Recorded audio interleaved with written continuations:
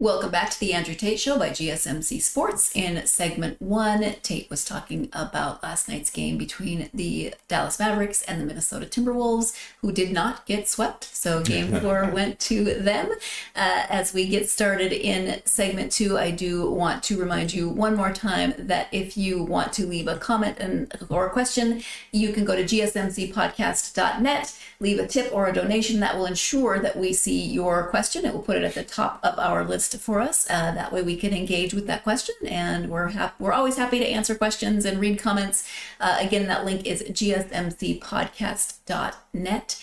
And now we move into segment 2. Utah Utes are set to join the Big 12 Conference. Second, just click that.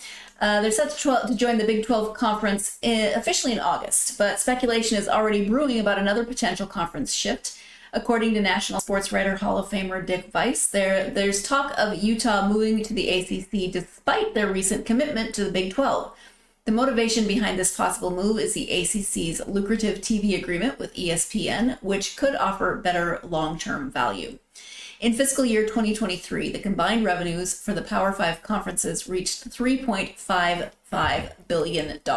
Here's a breakdown. The Big Ten, $880 million, SEC, $852.6 million, ACC, $707 million, Pac-12, $603.9 million, and the Big 12, $510.7 million. The ACC's revenue saw a significant increase due to a new carriage agreement with Comcast and an extra $40 million from the Orange Bowl. Per-school distributions still favored the Big Ten and SEC, but the ACC's financial health has improved. Despite this, the Big 12 currently seems more stable than the ACC.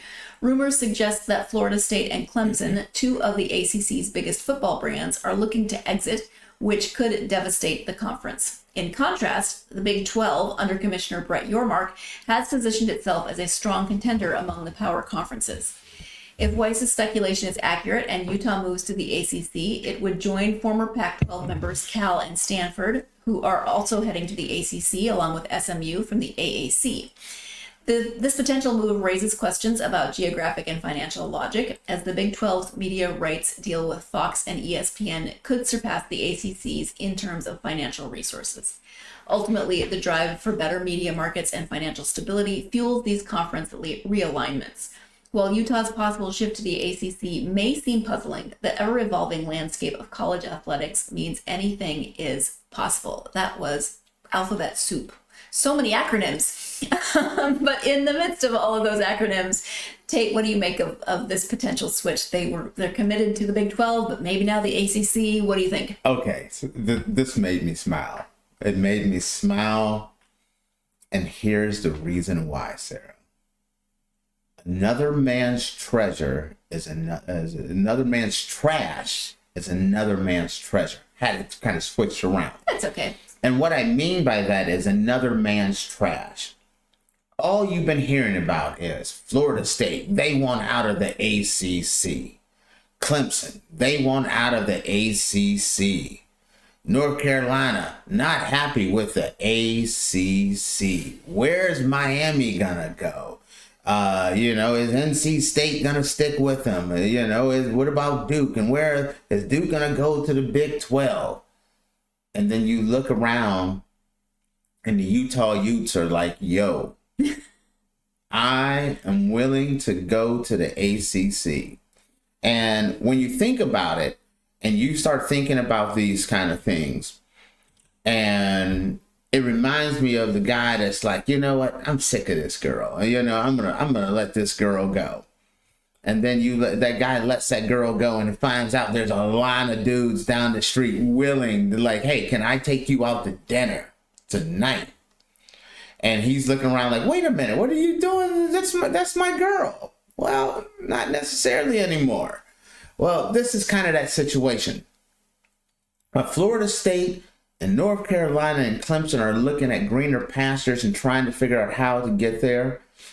Utah, who joined the Big 12 reluctantly, when the Pac-12 was on the verge of collapse, Utah was one of the very last ones. Utah was becoming a powerhouse in the Pac-12. Utah is already considered the best team in the Big 12 as far as football goes. In my eyes, they are the best team and have the ability to go on a run for an extended period of time in the Big 12. But Utah is looking at the big picture. They have the deal with ESPN that goes to 2036. If North Carolina, Clemson, or Florida State, if they lose one or two of these, or maybe all three, they're going to be looking for big replacements. And bringing the old Pac-12, some of those old Pac-12 teams back would be important. Bringing Utah with Cal and Stanford, maybe Washington State and Oregon State, bringing them over so there is an East Coast and a West wing for the ACC would be critical when you're looking at some of these teams that could leave, meaning Florida State and Clemson. Also, Utah and the Pac-12 don't match up. Utah and the Big 12 don't match up. When you're looking at this, football-wise, sure, they match up, but academically, they do not. Utah fits better with the Big 10, the old Pac-12, and the ACC academically. Looking for that higher standards for academics, looking for research partners. That's the reason why Utah wanted to keep the Pac-12 together, is those research dollars. Those relationships are incredibly strong. Utah fits incredibly well with the Big Ten and fits incredibly well with the ACC when it comes to those research dollars. That's outside of college sports. Now, when they look around and they can see, okay, we partner up with the ACC, and we start looking at some of these other relationships. When you start looking at bowl game affiliations, other contracts, and other deals, they're looking at the ACC and it's like, man, I don't know what they're complaining about, but the ACC is not a bad place to be. And don't be surprised. I could totally see this happening. They were a reluctant partner with the Big 12. To be able to partner back up with Cal and Stanford, which was a great research partner for the Utes. Also opening the door possibly for an Oregon State, Washington State, where you have half of the Pac-12 back together again. I think it's a right fit. I understand why they're doing it, and I don't think it's that crazy. Do you feel like things are ever going to settle down in terms of conference realignment? It feels like every day somebody else is making a shift. It's a new story every single day. Somebody else is in court. Somebody else is suing somebody else.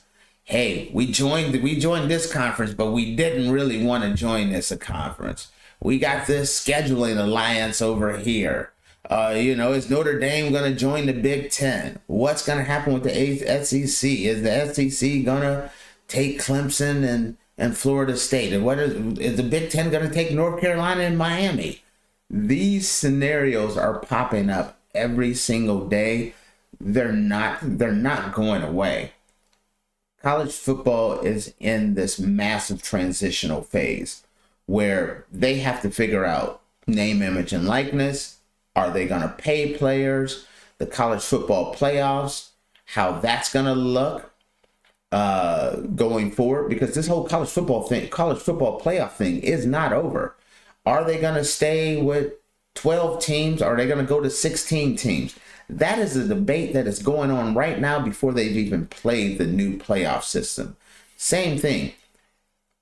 Utah is looking at the ACC before they've even played one game in the Big 12. that is kind of the world of college football. And I feel like that's the reason why the college football super league concept is going to eventually happen, because everything, in order to settle all these issues, I think the college football super league settles it. It takes care of those small group of 5 teams, because then it has that a component where the group of 5 teams can actually play their way into a conference that will get them a shot at the playoffs. It takes care of name, image, and likeness. It takes care of players getting paid. It takes care of all the conference realignment issues. That's the reason why I love the college football super league, because the alternative is chaos. Well, absolute chaos. The saying is blink and you'll miss it. In this case, blink and 15 schools will be in a different conference. And you know what, though? I would love for that, to see that happen. I would love to see Utah, Oregon, and Oregon State all in the ACC. It would make sense. You'd have a West Wing where there would be 5 teams on the West Coast. It makes it so they have travel partners. It works incredibly well. You're gonna lose Florida State. You're gonna lose Clemson anyway. So I think if they are smart to start considering Utah, because Utah is a powerhouse everywhere, on the field and in the classroom, and so they're a great fit.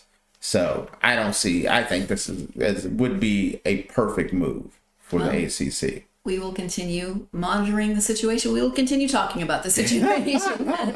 We will never be lacking for segments here. So absolutely. We're going to go ahead and take our next break. When we come back, still sticking with college sports, name, image, and license. You mentioned how they get paid. We're going to talk more about that.